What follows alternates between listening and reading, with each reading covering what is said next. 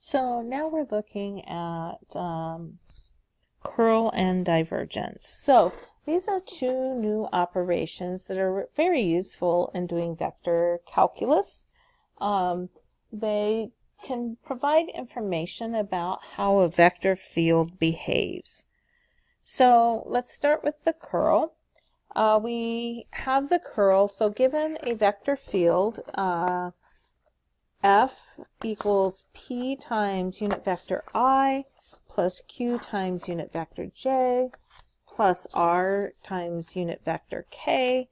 The curl of the vector field is defined as the gradient cross product, that is a cross product. That's a cross product with the vector field,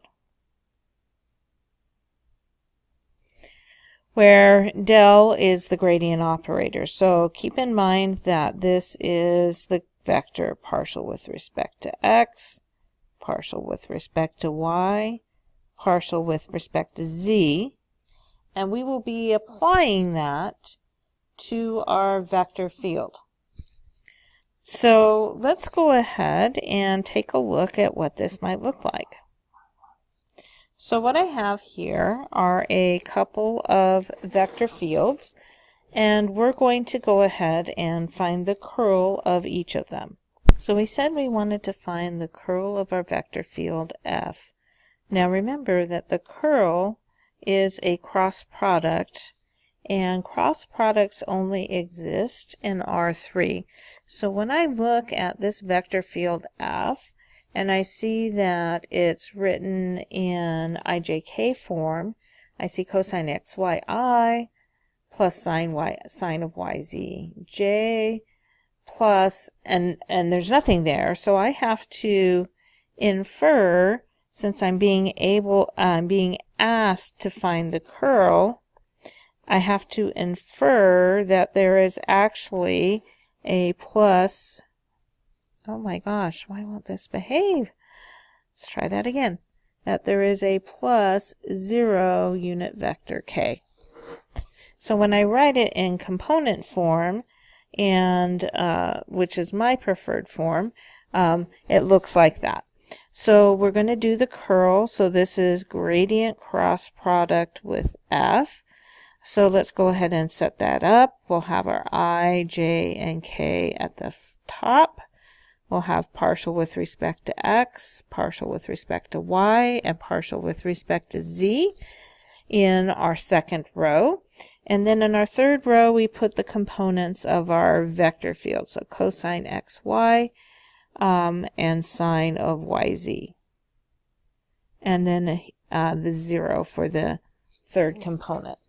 Now, as we go through this and we do our cross product here, what we're going to end up with is, in the I component, the partial, so we're going to do the partial with respect to y of 0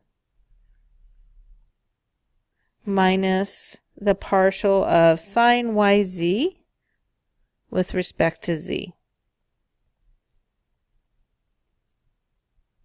So that's my I component. And then I can go ahead and expand out the rest of my cross product here. So I've got minus j partial of 0 with respect to x minus partial of cosine xy with respect to z. And for my k component, likewise. So take a moment and go ahead and jot those down. Go ahead and hit pause. Now, once you have those, we'll go ahead and do those partial derivatives. In my I component, partial of 0 with respect to y is 0, minus partial with respect to z of sine yz. Well, I'm going to get a cosine yz, and then when I take my partial inside of my cosine yz with respect to z, I get a y. Minus j. Partial of 0 with respect to x is 0. Partial of cosine xy with respect to z, there is no z, so that will be 0 as well. And then plus k, unit vector k, partial of sine yz with respect to x. There is no x in that function, so that's a 0.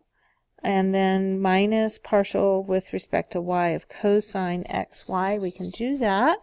Derivative of cosine is negative sine of xy. Then I do my partial derivative with respect to y inside my cosine function, and I get an x.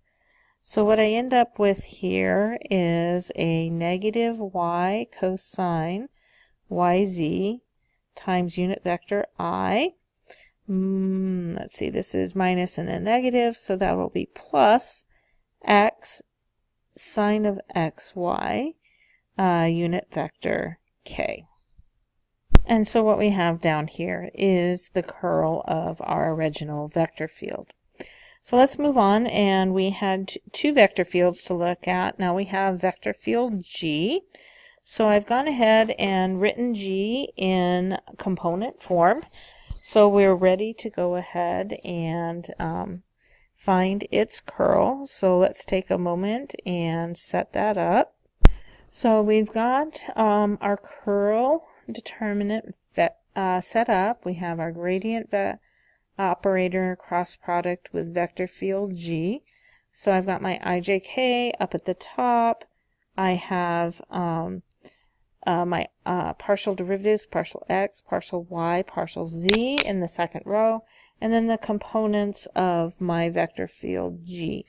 So let's go ahead and do this cross product. So vector unit vector I, I've got the partial with respect to y of x squared y, so I'm going to get an x squared, minus the partial of x squared z with respect to z. That's going to give me an x squared.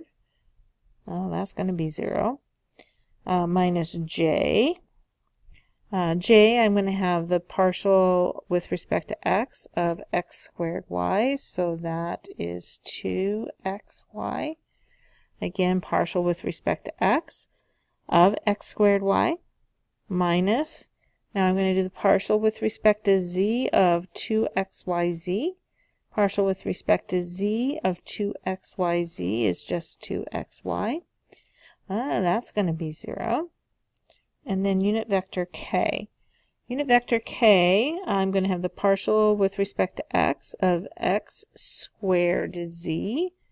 So that's going to be 2xz. Minus the partial with respect to y of 2xy.